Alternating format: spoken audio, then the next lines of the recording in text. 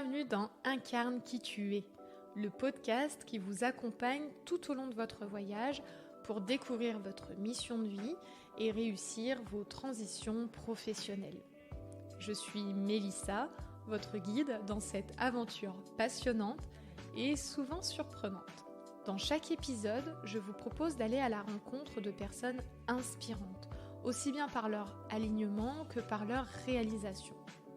Ensemble, nous allons découvrir les défis qu'ils ont relevés et les apprentissages qu'ils ont tirés tout au long de leur parcours, et ce, pour vous aider à suivre votre propre chemin.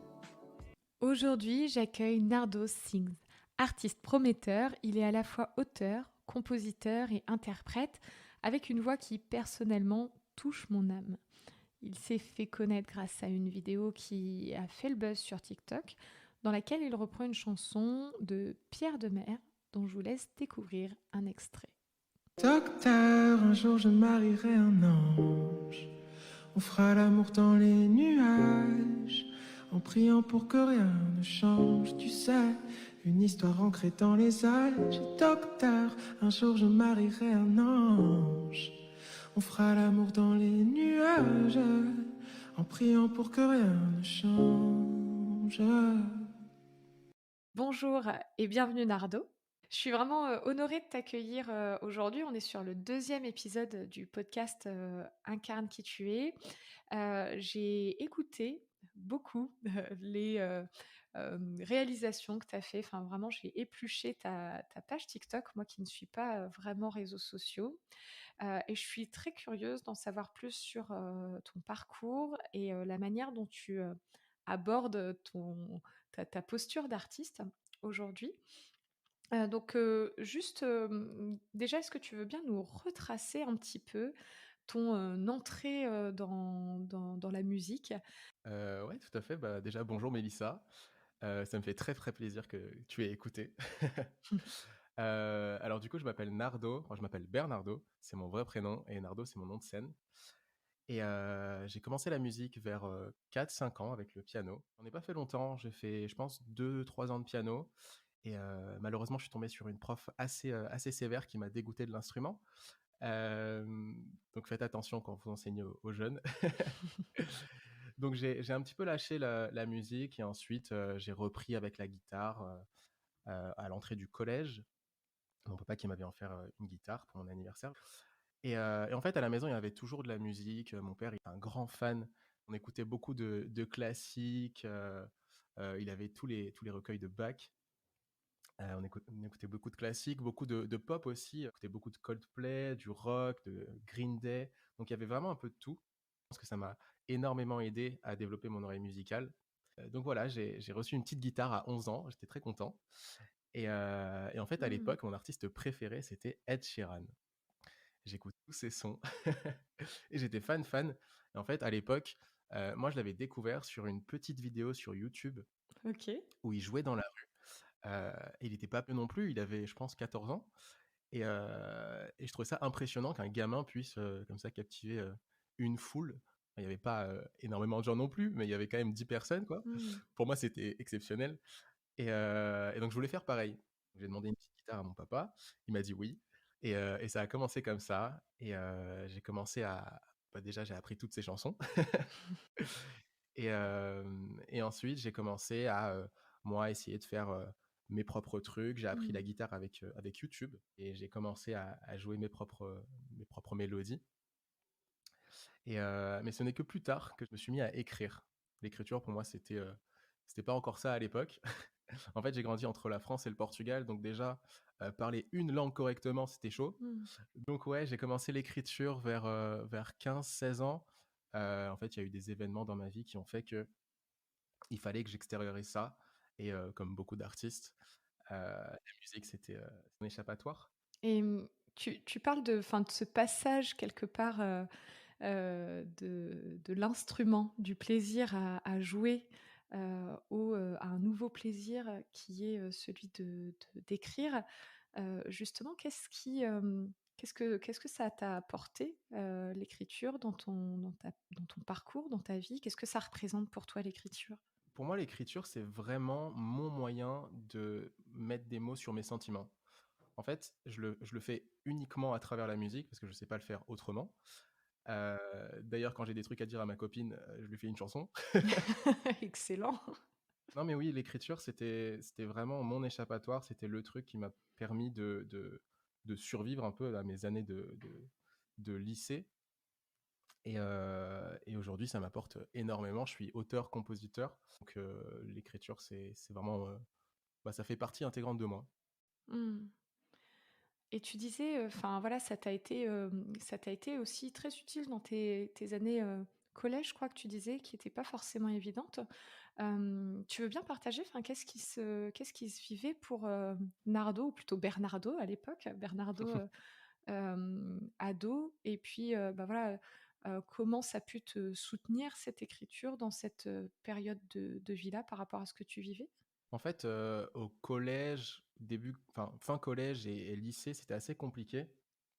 En fait, moi, je suis portugais et du coup, je suis né au Portugal et j'ai grandi entre les 2 pays, la France et le Portugal. J'ai fait beaucoup d'allers-retours et j'ai changé énormément d'école Mmh. et en fait, il y avait une certaine instabilité dans mon éducation, dans ma scolarité plutôt et en fait, fin collège, du coup, j'ai déménagé, je suis venu en France et j'ai perdu tous mes potes. Enfin, mes potes étaient au Portugal, donc j'ai j'avais plus de potes et c'était assez compliqué de garder contact à l'époque parce que, bon, les téléphones, on en avait déjà, mais c'était pas aussi développé que maintenant. Fallait quand même payer un forfait, j'avais pas les moyens. C'était pas illimité. Voilà, exactement, c'était pas illimité. Tu payais 2 € ton SMS. Eh oui, une autre époque. Et donc il y a eu ce déménagement et c'était assez compliqué parce que moi, ma famille était au Portugal, donc je suis venu en France avec mes 2 parents. Mmh. Et je me suis retrouvé un petit peu loin, de tout ça et en fait, à l'école, ça se passait un petit peu moins bien parce que j'étais moins accompagné. En fait, moi, j'ai grandi au lycée français à Lisbonne Oui. et en fait, on était super bien accompagnés. Les profs étaient toujours à l'écoute, ils Mmh. étaient vraiment là pour toi et en fait, je change de cet environnement un peu cocon et je me retrouve en France dans le public. Il y a rien de mal au public, hein, Mmh. mais juste c'était quelque chose de très différent où les profs et bah, juste ils font cours et soit tu écoutes et tu as des bonnes notes, soit tu n'écoutes pas et c'est plus compliqué. Mmh. Et donc moi je faisais partie de la deuxième catégorie. Donc déjà mes notes ont chuté et ensuite, suite à ça, il y a eu aussi, un décès dans ma famille. Mon papy qui est décédé, l'année du déménagement, je crois. OK. Et en fait, il y a eu un effet boule de neige, en fait. Je me suis retrouvé loin de la famille, loin de mes potes, mon papy qui décède, mes notes qui chutent, donc à la maison, c'était un petit peu plus tendu. Il y a eu vraiment, beaucoup d'événements et en plus, suite à ça, j'ai redéménagé et là, c'était la catastrophe. Les notes qui rechutent encore. Ouais. C'était vraiment une période compliquée, surtout le lycée, ensuite, parce qu'il y a eu tous ces événements-là et lycée, je déménage à Versailles OK. en première. Mmh. Et en fait, ça se passe très, très mal. Je me fais harceler à l'école. OK. Heu, donc voilà, c'était surtout du racisme, parce que je suis métisse. On le voit pas là au podcast, mais je suis métisse. J'ai une maman qui vient d'Angola, en Afrique, Mmh. un papa portugais et donc j'ai subi beaucoup de racisme à l'école, c'était assez compliqué et si on rajoute au fait que j'avais pas d'amis, j'étais loin de ma famille, mon papy qui était décédé, bon voilà, on n'est pas loin de la dépression. Ouais, ça devait être quand même, enfin, très compliqué émotionnellement pour enfin, déjà l'adolescence, c'est quand même pas une période évidente, plus tout ce que tu nous partages, en termes de, déracinement, mobilité, difficultés avec, les autres jeunes de ton âge, les notes, ouais, ça fait beaucoup. Et tu dis, ouais, on n'est pas loin de la dépression, effectivement. Enfin, à cette période-là, est-ce que tu as des relais, des personnes à qui parler, des personnes, qui te viennent en aide? Absolument personne. En fait, à cette période-là, disons que moi, j'étais dans un mal-être, Mmh. heu, vraiment constant. J'étais tout le temps mal et j'avais beaucoup de mal à aller vers les gens, ne serait-ce qu'aller vers ma famille, vers mes parents. Et donc je leur disais absolument rien et je pense que c'était ça mon erreur, mais en même temps, bah, tu peux pas reprocher à un ado de 16 ans de pas parler quand il est victime d'harcèlement, quand il a perdu son grand-père, quand tu vois? Il y a beaucoup de choses qui jouaient. Tout à fait, oui. Donc non, pour le coup, j'étais assez seul et c'était un problème. Donc est-ce que c'est à ce moment-là, du coup, que, l'écriture quelque part, vient quand même te maintenir? Enfin, parce que, en vivant tout ça, on peut vraiment sombrer très, très, très bas. Tu le dis, tu étais dans un mal-être constant, et tu faisais le parallèle avec l'écriture qui arrive dans ta vie à ce moment-là. Du coup, quel est le rôle que l'écriture a joué à ce moment-là de ta vie, en tout cas? Mmh. Alors je sais pas si l'écriture m'a maintenu, mais en tout cas, ça m'a permis de comprendre ce que je ressentais parce que à l'époque, je savais Mmh. pas trop ce qui m'arrivait et mettre des mots sur les sentiments, ça m'a aidé à comprendre ce qui m'arrivait tout simplement et c'est vrai que c'est arrivé vraiment à cette période-là où j'ai vraiment commencé à écrire énormément, à composer, à, à me recroqueviller un petit peu sur moi-même, à passer beaucoup de temps seul et à essayer de en fait, j'allais plus en cours, pour être honnête. Je séchais énormément les OK, cours. on a les Voilà, tout révélations. est Tes parents étaient déjà au courant ou pas? oh maintenant ils sont au courant, mais à l'époque, je crois pas. Non, mais en fait, je tombais très souvent malade et j'utilisais cette excuse de: «Ah, je suis malade» pour ne pas aller en cours. Mmh. Je pense qu'on l'a tous fait. Mais, en fait, il y a eu des troubles psychosomatiques, je pense, qui faisaient que mon système immunitaire était assez, faible à l'époque. Et donc voilà, je passais beaucoup de temps, seul à la maison, heu, à composer, à faire de la musique et aujourd'hui, je sais que c'est quelque chose qui m'a quand même beaucoup servi parce que, bah, j'ai appris à composer, j'ai appris à écrire, je me suis amélioré à la guitare. Mais d'un autre côté, bon, c'est quand même pas, des expériences que que que je souhaite, heu, aux gens. Parce que voilà, c'est juste la solitude et c'était beaucoup de peine, beaucoup de souffrance. Effectivement, tu le souhaites pas aux gens et on le souhaite à personne et en même temps, tu es conscient que dans ton parcours, c'est venu t'apporter, quelque chose. En tout cas, tu as su en faire quelque chose. Ouais. OK, donc là, on est avec le Bernardo, adolescent. À quel moment, on en arrive au Nardo qu'on connaît aujourd'hui qui, publie, sur TikTok des chants, avec une voix d'ange qu'on te connaît? Qu'est-ce qui se passe après? Oh là là, déjà, il y a énormément d'années qui se sont écoulées là. Là, on a sauté, au moins 7 8 ans. Et bien, suite à ça, suite à cette période, lycée un petit peu compliquée, alors déjà, j'ai raté 2 fois mon bac. OK. Yes. On dit jamais 203, mais je sais pas si je vais la passer la troisième fois. Hem, donc voilà, j'ai raté 2 fois mon bac. La première fois, c'était parce que, bah, j'étais pas dans les meilleures conditions, pour le passer, tout Mmh. simplement. Et la deuxième fois, j'y suis allé en candidat libre et bon, je m'y suis pris 2 semaines à l'avance alors que ça faisait 4 ans que j'allais pas en cours. OK. C'était pas très intelligent de ma part. Voilà, donc il y a eu ce truc-là. En fait, dans ma vie, il y a eu énormément d'échecs et en fait, je veux en parler parce que c'est ce qui fait que les réussites sont d'autant plus, Mmh. méritantes, je trouve. Complètement, ouais. Donc il y a eu ce truc-là où je rate 2 fois mon bac. L'année de mon bac aussi, j'étais dans une école de musique en même temps. J'étais en prépa, à l'American School de Paris. OK, c'est classe. C'est une école de bah, le nom fait classe, mais c'était pas une super expérience Ah non plus, merde! donc ouais, il y a rien qui va dans ma vie. Non. Hem Et du coup, c'était en fait, j'ai passé mon bac et j'ai fait une année dans cette école en prépa et j'étais un petit peu déçu de l'école parce que je m'attendais à un truc trop bien vraiment, d'avoir des cours groupés où, tu es là, tu fais de la musique, tu fais des jams limite Mmh.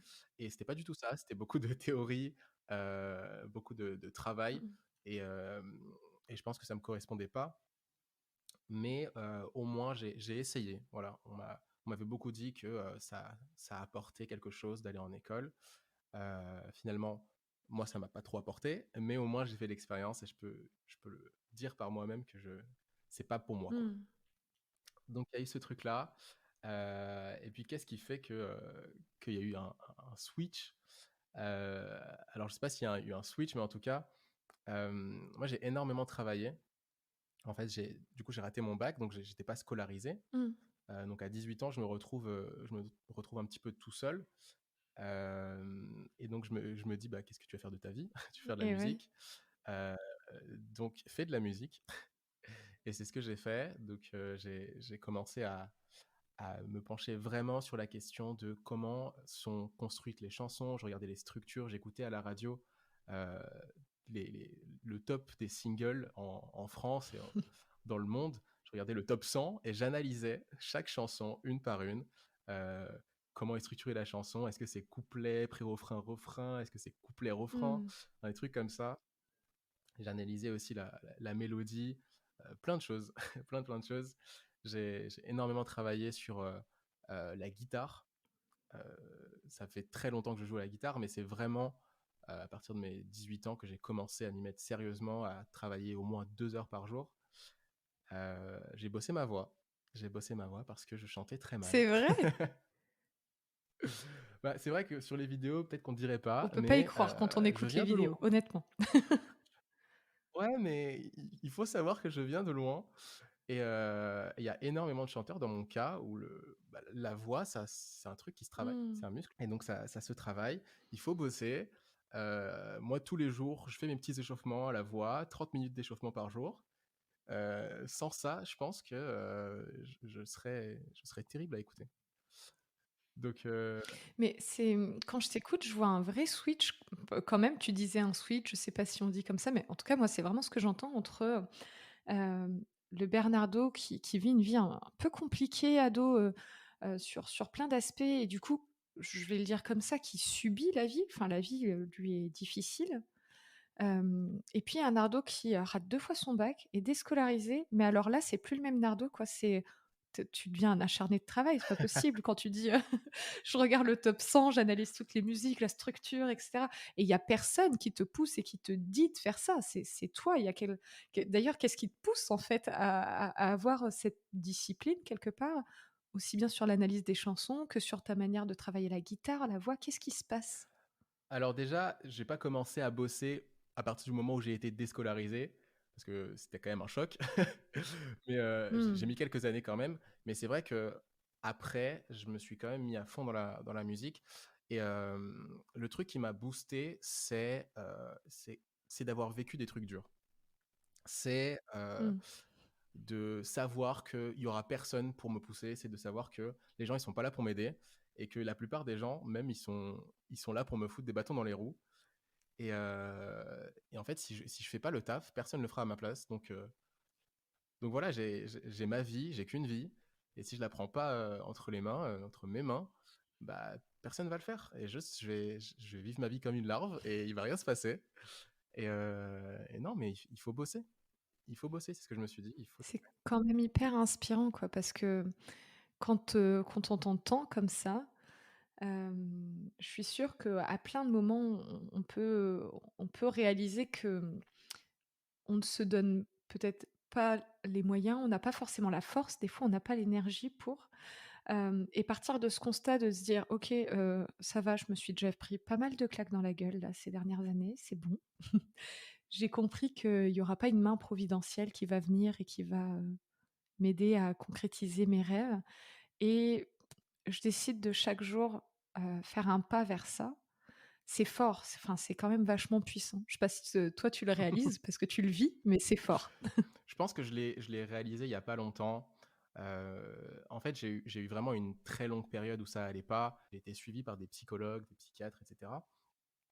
Et, euh, et donc, il y a eu vraiment un Mmh. moment où c'était très très dur. Et donc, faut pas penser qu'il y a eu un switch où, genre, du jour au lendemain, tout allait bien. Mais c'était vraiment un long travail sur moi-même Oui. qui a pris des années. Qui a pris des années. J'en suis sorti il y a pas longtemps. Que ça fait 3 4 ans où ça va, tout va bien. Mais avant ça, il y a eu vraiment une énorme descente aux enfers. Et, euh, et, et en fait, on peut pas vivre comme ça. C'est juste pas possible de vivre sa vie dans un mal-être constant. Moi, je pense qu'il y a eu un moment où je me suis dit, genre, j'en ai marre, en fait. J'en ai juste marre d'aller pas bien. Pourquoi est-ce que je vais pas bien? Je trouve la source du problème, je trouve les sources du problème, et je résous les problèmes un à un. jusqu'à ce qu'il n'y en ait plus des problèmes. Parce que, en fait, on peut pas, moi en tout cas, je ne pouvais pas continuer comme ça.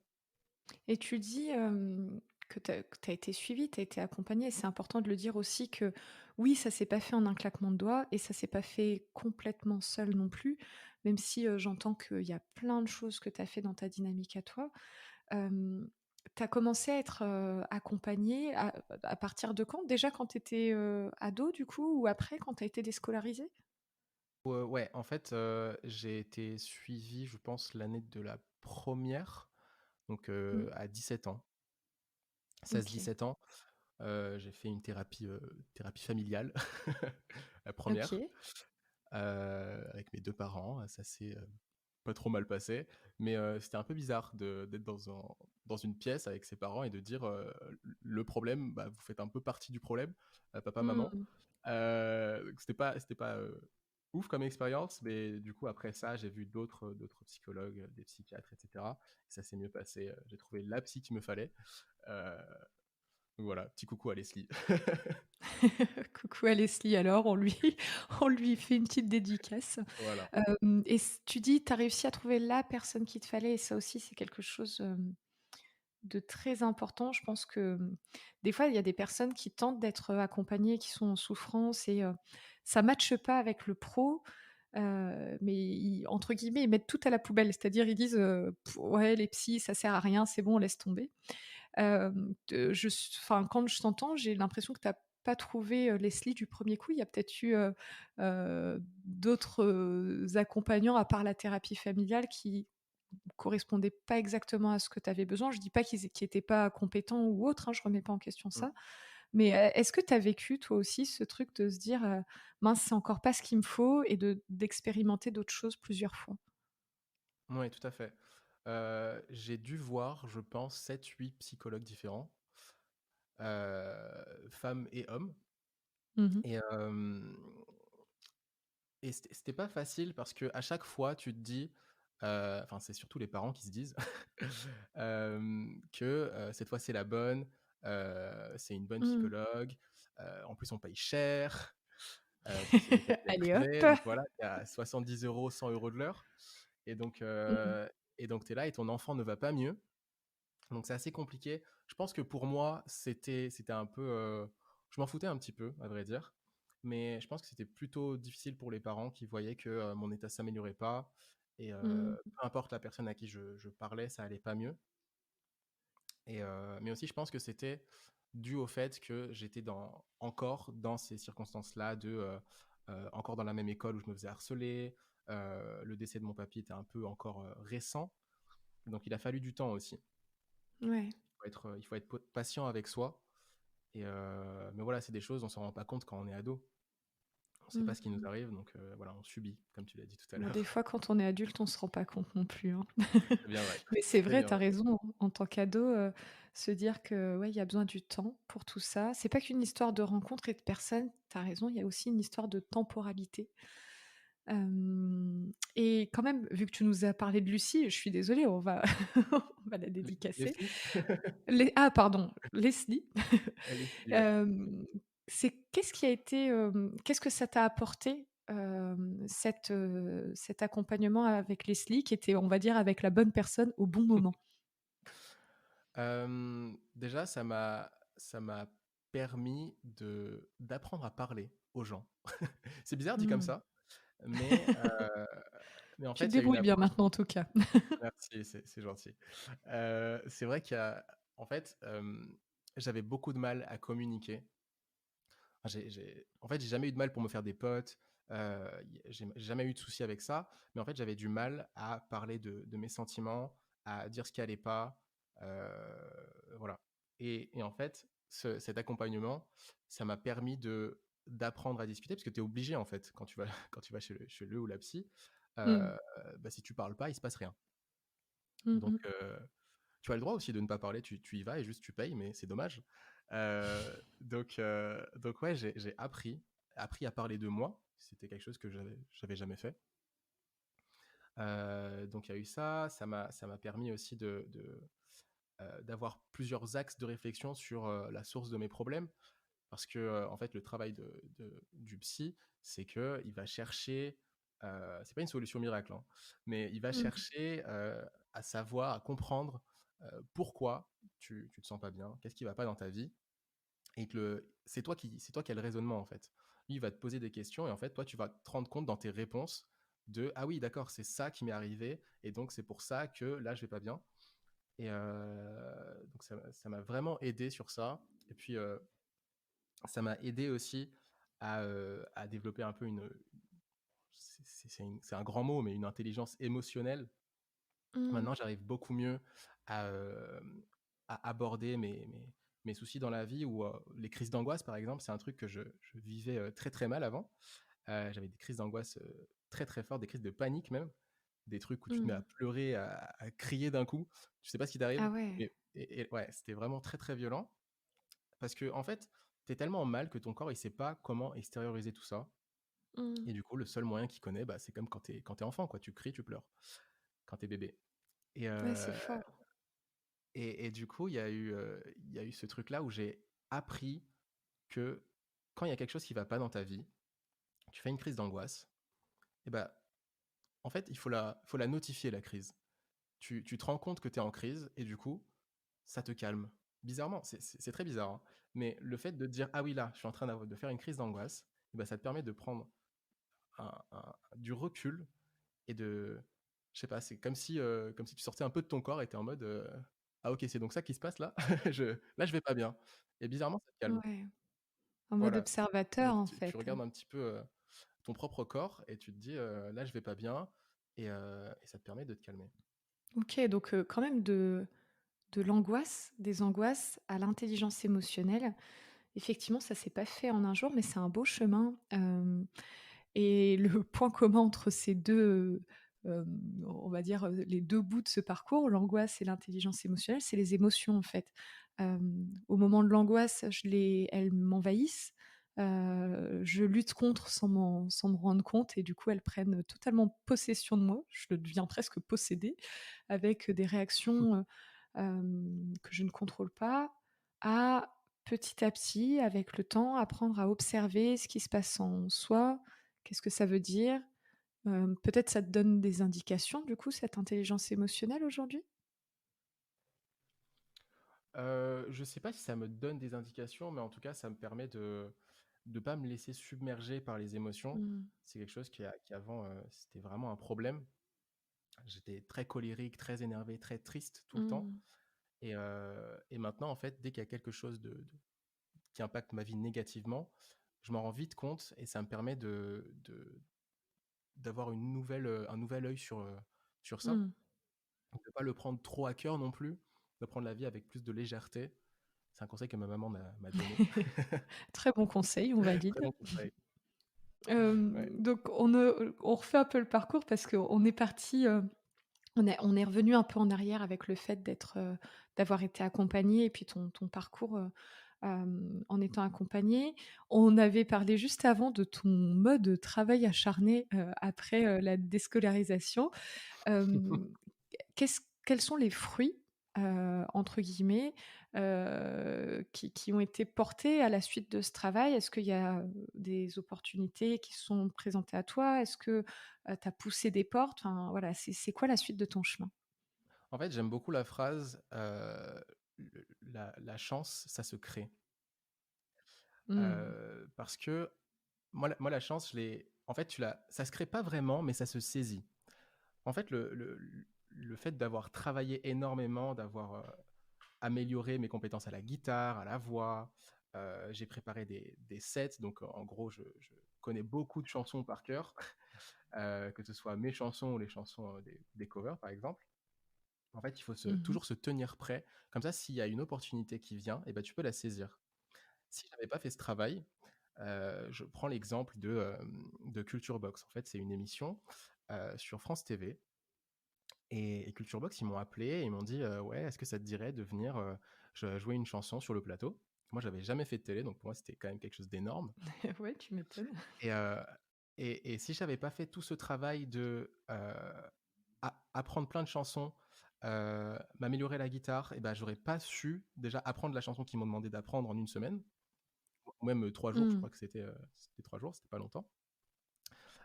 J'aurais jamais été allé sur scène parce que il faut quand même t'entraîner énormément pour avoir la mémoire musculaire parce que il faut se dire un truc. Quand tu es artiste et que tu montes sur scène, ton cerveau il Mmh. déconnecte. Tu OK. tu peux pas faire un show et être conscient tout le long. C'est pas possible. Donc en fait, au bout d'un moment, il y a la mémoire musculaire qui rentre en jeu et si tu t'es pas entraîné 10, 15, 20 fois, même 50 fois avant, et ben tu vas merder ta prestation, c'est sûr. Mmh. Donc Ouais, c'est hyper intéressant aussi ça parce que on vient de parler de l'intelligence émotionnelle pour d'autres raisons. Là, c'est l'intelligence de ton corps en fait. Tu en train de tu fais imprimer à ton corps ce qu'il doit, pouvoir faire pour pouvoir, être libre mentalement au moment où tu es sur scène, si je comprends exactement. bien. En fait, à chaque concert, pour préparer des concerts, tu es obligé de te préparer, je sais pas, 1 mois à l'avance, 2 mois à l'avance, 6 mois à l'avance. Et tous les jours, tu t'entraînes, tu joues ton set pendant 1 heure et demie et tu fais bosser ta mémoire musculaire jusqu'à ce que tu connaisses tes morceaux sur le bout des doigts, littéralement, parce que je joue à la guitare.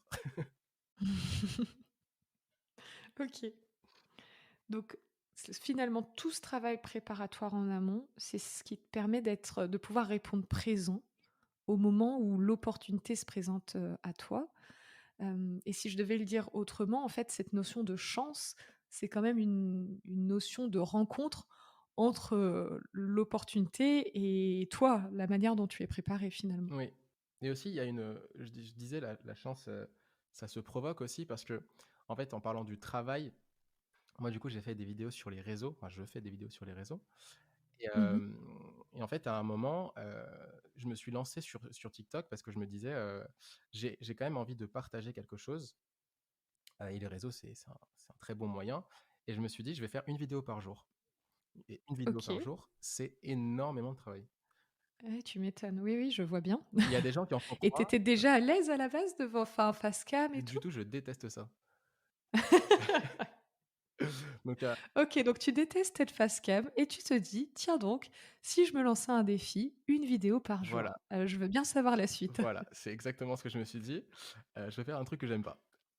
Donc voilà, je me lance ce défi-là de faire une vidéo par jour et donc ça se rajoute, c'est une charge de travail en plus parce que je travaille déjà en parallèle. Je fais mes chansons, en même temps je suis en maison d'édition, donc j'écris pour des gens et il y OK. a il y a beaucoup de travail déjà et je m'en rajoute encore et Mmh. et ce truc-là des réseaux sociaux, bah, ça m'a quand même beaucoup aidé parce que, il y a une vidéo en particulier qui a percé. Donc il y a eu ce cover de Un jour je marierai un ange de Pierre Demar Mmh. et ça m'a ouvert énormément de portes. J'ai eu énormément d'opportunités. Aujourd'hui, c'est grâce à ça que je joue la plupart de mes concerts. Donc voilà, en fait, il y a vraiment cette rencontre entre ce que toi tu fais et ce que la vie va te proposer. Mmh.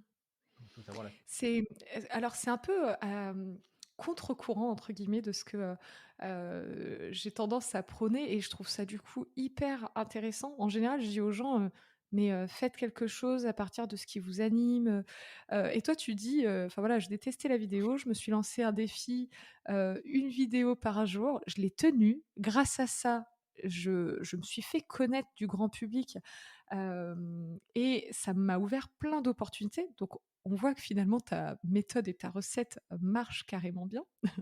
Je me dis qu'en faisant un défi qui te parlait enfin, quand je dis qui te parlait pas, qu'avec un média, avec lequel tu étais pas à l'aise, ça a dû aussi te faire grandir, ça a dû t'apprendre plein de choses. Qu'est-ce que ça t'a apporté? Au-delà de la reconnaissance et de la notoriété qui est déjà énorme, mais personnellement, qu'est-ce que ça t'a apporté ce défi-là? Je trouve que c'est hyper important de sortir de sa zone de confort. En fait, quand tu sors de ta zone de confort, tu élargis le monde des possibles pour toi. Je Mmh. m'explique. Disons que euh, si je joue à la guitare, donc prenons vraiment la base, moi je parle de la guitare parce que c'est ce que je connais le mieux. Donc je joue que à la guitare. Si je joue juste à la guitare, je suis juste guitariste. Maintenant, si je me mets à chanter, je suis guitariste et chanteur. Si je me mets à faire de la batterie, je suis guitariste, chanteur, batteur. Ça veut dire que déjà, si je vais en studio, eh ben, je peux enregistrer une chanson tout seul. Donc c'est quand même Mmh. Eh incroyable. oui. Mmh mh. Donc vraiment, sortir de sa zone de confort, c'est c'est un must, je pense, et puis ça te permet aussi d'avoir moins peur de la vie. En fait, Mmh. la peur, c'est de l'appréhension. C'est que ça. Parce une fois que tu as fait le truc, eh ben, tu plus peur parce que tu es dedans. Il y a plus besoin d'avoir peur. De toute façon, tu es en train de faire le truc. Donc, donc ouais, je me suis dit, je vais faire des vidéos parce que j'aime pas ça. Et de toute façon, c'est important quand tu es artiste d'être sur les réseaux sociaux. Et, euh, et je pense aussi qu'il faut joindre l'utile à l'agréable. Donc moi, Mmh. j'ai pris un sujet que j'aimais bien, donc la musique, et un média que j'aimais pas. Et j'ai quand même réussi à joindre les deux et sans trop souffrir aussi parce que bah, je faisais de la musique, donc j'aimais bien ça. Et en même temps, ça me saoulait de allumer ma caméra, de monter des vidéos, de publier, répondre aux commentaires. Alors, j'adore les gens, hein, mais répondre à des milliers de commentaires, c'est fastidieux. Ça fait beaucoup. Ouais. Donc voilà, il faut trouver un juste milieu. Mmh. Alors, c'est vrai, tu dis répondre à des milliers de commentaires. Peut-être que, enfin, il y a des personnes qui vont écouter ce podcast et qui te connaissent pas et qui réalisent pas ce que ça veut dire, TikTok à un moment donné, m'a fait exploser. En fait, en tout cas, il y a un cover qui a explosé. Concrètement, en chiffres, qu'est-ce que ça donne? Et qu'est-ce qui s'est passé pour, toi? Enfin, comment tu l'as vécu, en fait, je vais l'appeler comme ça, ce buzz? Suite à ce cover, de «Un jour je marierai un ange». Alors, je pense qu'en vue cumulée, parce que j'ai fait 2 vidéos, on est à plus de 10 millions. C'est Purée. ouais, Mmh. c'est quand même un peu beaucoup. C'est énorme. Et il faut savoir qu'avant, moi, donc j'ai commencé TikTok l'année dernière, enfin, il y a un peu plus longtemps, hein, peut-être décembre 2021.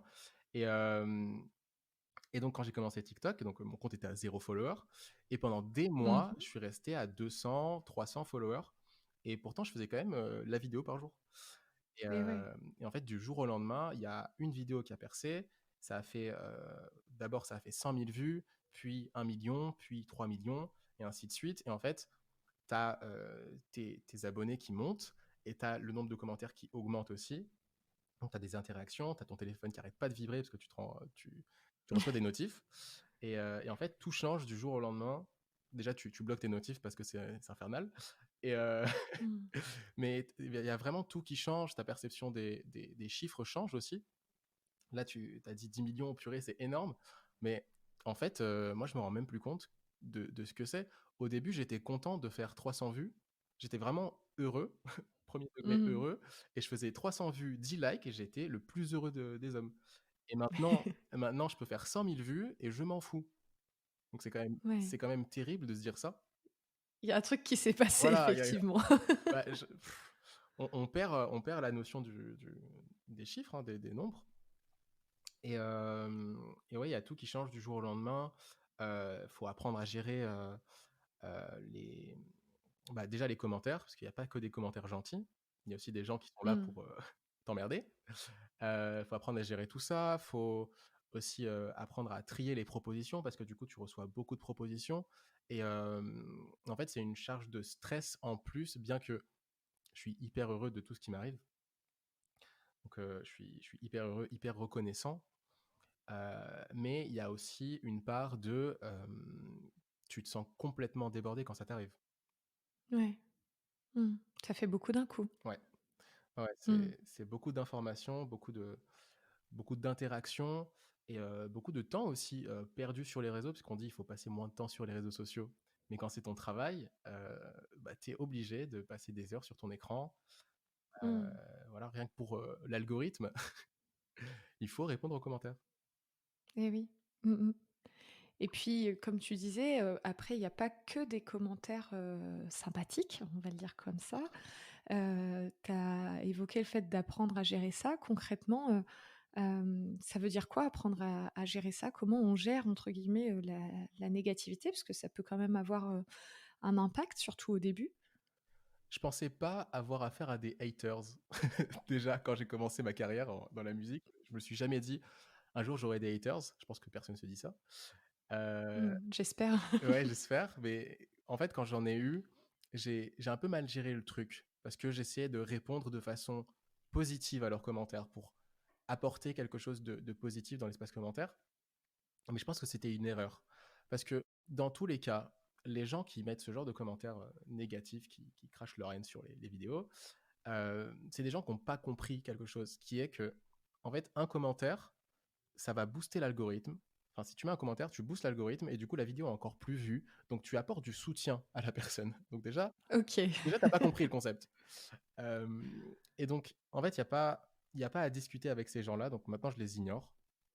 Mmh. Il n'y a pas à discuter parce que tu peux pas discuter. Il n'y aura pas de débat parce que la personne restera sur ses deux pieds, sur son appui. Elle sera pas d'accord avec toi et elle va te cracher à la figure. Et peu importe la bonté de ton message, peu importe ce que tu essayes de lui faire comprendre, ça ne marchera jamais. Donc, il ne faut pas Mmh. répondre. Tout simplement, ne répondez pas. Ou alors, si vous voulez booster votre vidéo, bah répondez. Ils répondront ensuite. Et peut-être qu'il y aura des gens haineux qui vont répondre aux commentaires, à votre commentaire gentil. Et des gens gentils qui vont répondre aux commentaires haineux. C'est Et, sans fin. et voilà. Et là, tu fais des millions de vues. Ouais.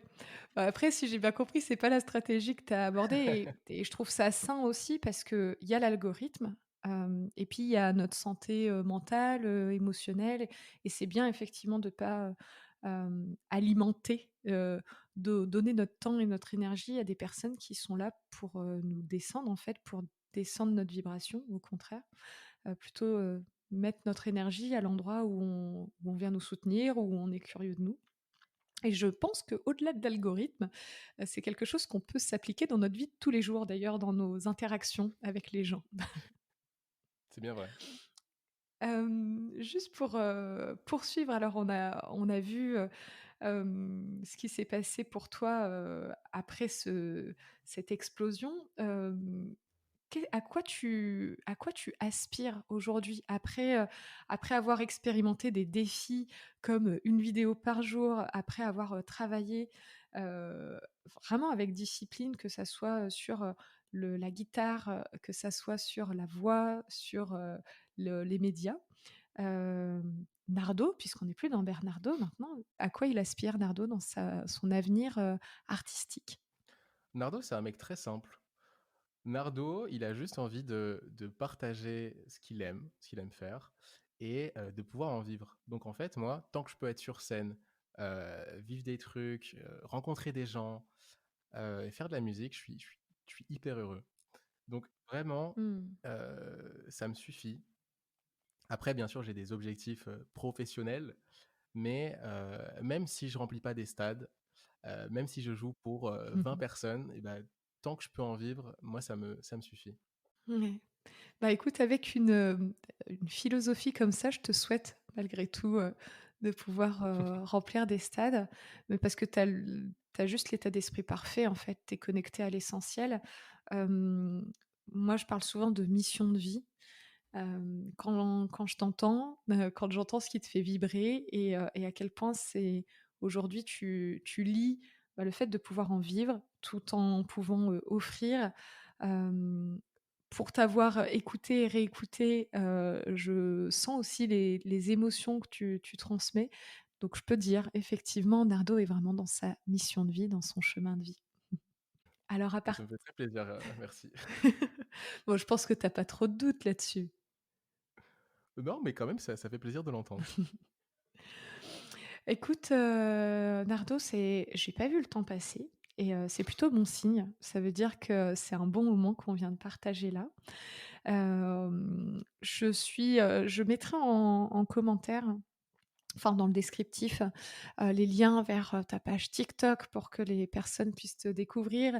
Je verrai en off aussi avec toi si, tu parlais des concerts que tu fais, s'il y a un endroit où les gens peuvent retrouver, aussi, la liste et ce qui me ferait vraiment kiffer, c'est d'avoir un Nardo 1 an plus tard, savoir un petit peu ce que tu deviens parce que j'adore vraiment, ta vibes tout simplement.